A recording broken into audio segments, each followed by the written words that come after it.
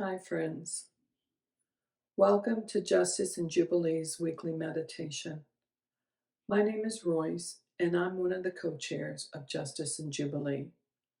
Justice and Jubilee is a movement that's rooted and birthed right here in West Virginia.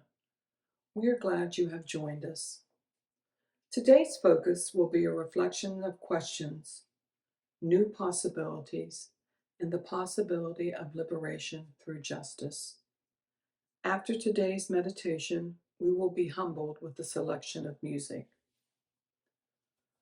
Let's think about how might Christianity be different if it had never been standardized or connected to the institutions of power like the Roman Empire. Let's review what we have been taught and some things we know to be true. Translation is an art more than a science. No matter how clear the text or how scholarly the translation, no translation will be an exact copy in meaning or words as the originals. All words and texts must be interpreted by the translator, and they always lose and gain something in translation, especially in the case of translating across cultures, centuries of time, and geography. Think about the childhood game of telephone and how we start at the beginning of the circle with a simple sentence and it goes around the circle, and by the time it gets to the end, the meaning of the original sentence has been completely lost and the context has changed. The oldest surviving copy of the Old Testament we have is not in Hebrew, but a Greek translation of the original Hebrew text. Some thoughts on the words of Jesus. Most core teachings and words attributed to Jesus are recorded in the Gospels: Matthew, Mark, Luke, and John. However, the Gospels are dated from 30 to 50 years after the death of Jesus. The oldest known fragments of these texts date to 100 years after Jesus' death, which is important to note considering that there were no voice recorders or official Jesus scribes to write down Jesus' exact words in real time. The bad news and the good news of the Bible. The bad news is that the Bible really does condone and or encourage some horrible things like slavery and war and women being worth less than men. It can be used to justify just about any position, oppressive or liberatory. The good news of the Bible is pretty similar to the bad news. The Bible has been a source of courage and strength for many generations of believers.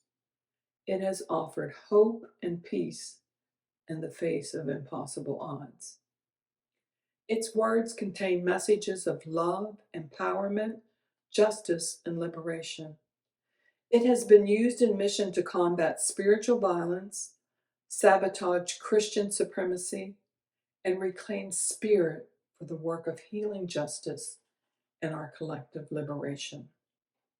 The idea that the cultural and political context of first century ancient Near East peoples is the same as 21st century peoples in the US or even Palestine robs that biblical text of its rich cultural context and unique historical perspectives.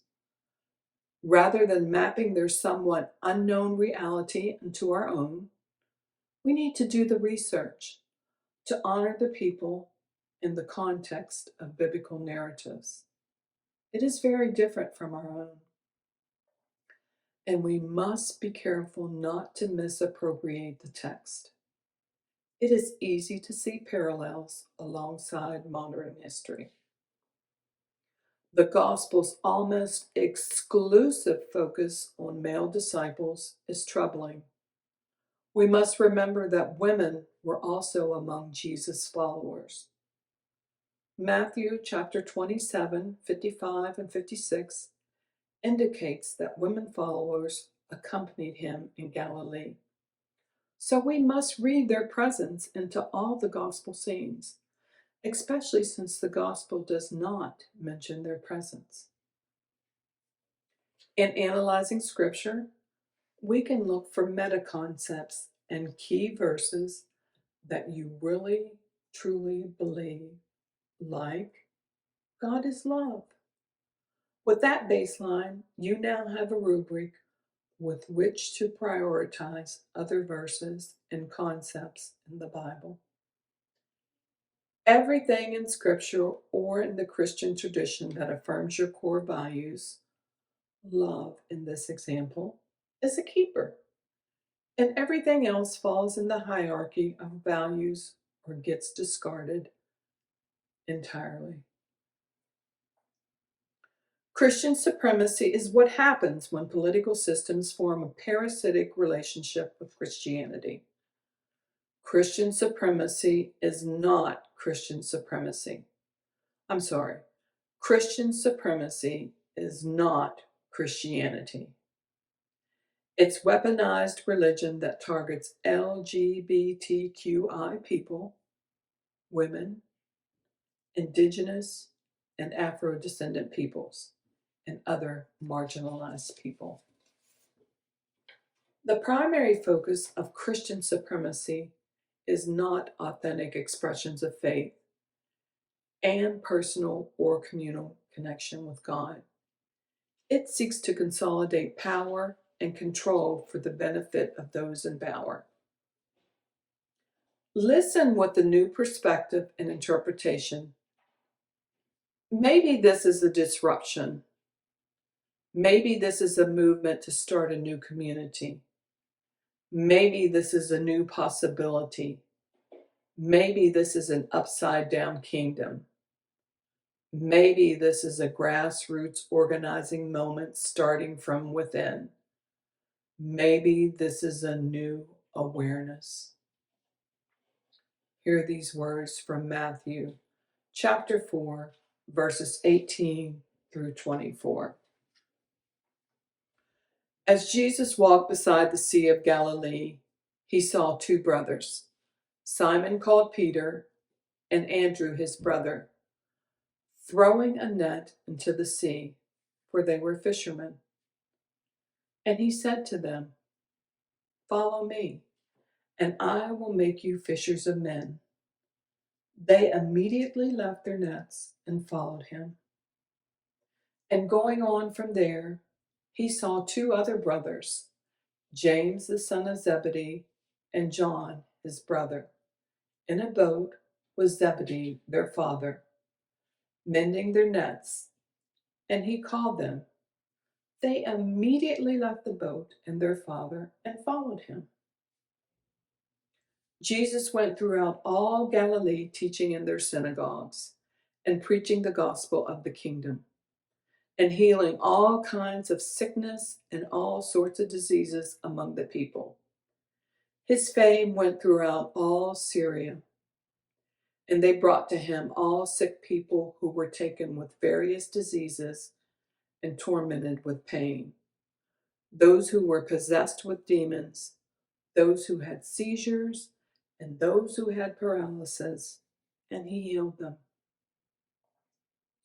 When Jesus calls two sets of brothers to be his followers, Matthew chapter 4, verses 18 through 22, they are fishermen embedded in the imperial economy.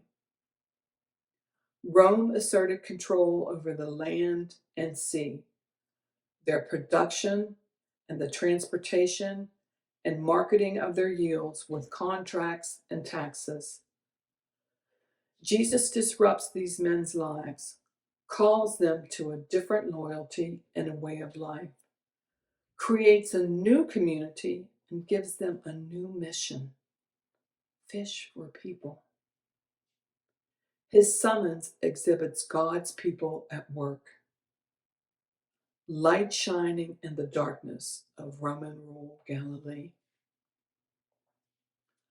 Follow me, and I will make you fishers of men, In that day, it was customary for a rabbi to have disciples.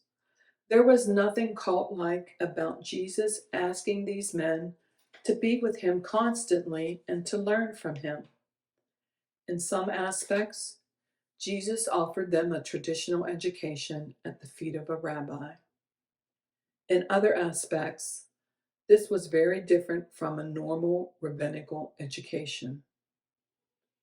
Follow me would immediately suggest the disciples of a rabbi who literally followed him around to absorb his teaching, though this way was by their own choice, not by his summons. The men's immediate positive response in following Jesus is stark, leaving us to wonder how the scene really played out. As God's agent, Jesus is to manifest the light of God's saving presence and empire. Such initiative and gift are appropriately welcomed with an instant response. Their actions in following Jesus were a disruption, even if small, to Rome's economic interest. By choosing Jesus, the brother chose God's rule over Rome. They chose to fish their land and the people in it for God's purposes rather than exploiting it for Rome's gain. They chose to join Jesus' ministry in the Promised Land rather than to align themselves with the interest of the occupiers. Rome, the occupiers, wanted the men to catch fish to advance their imperialist expansion. How does this parallel to modern history? Capitalism exploits folks to advance his cause, only for more, more, more.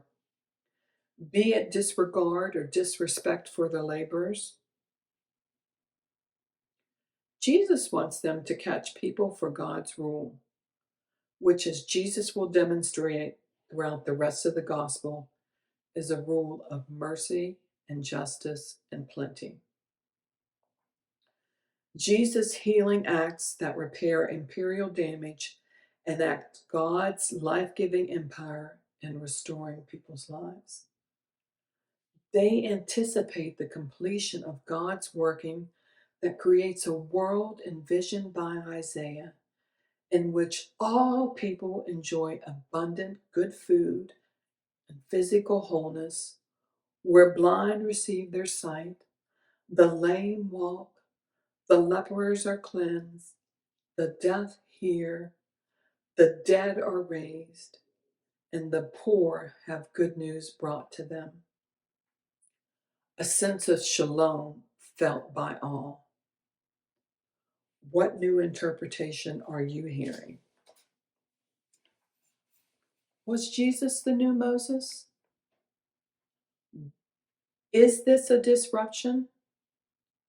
Is this the cone of justice, liberation, and mercy?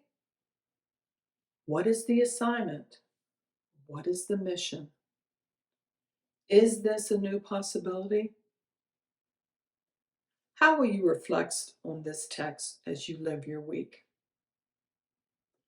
Where and how often will you be a disruption this week? Friends, go into the world with a sense of purpose, justice, disruption, and liberation. So shall it be. Selah. Hi, my name is Gabby Padilla. And my name is Manuel Molina. We will be performing the first American work written by a woman. This is Bark Roll by Blanche Blood. I hope you enjoy it.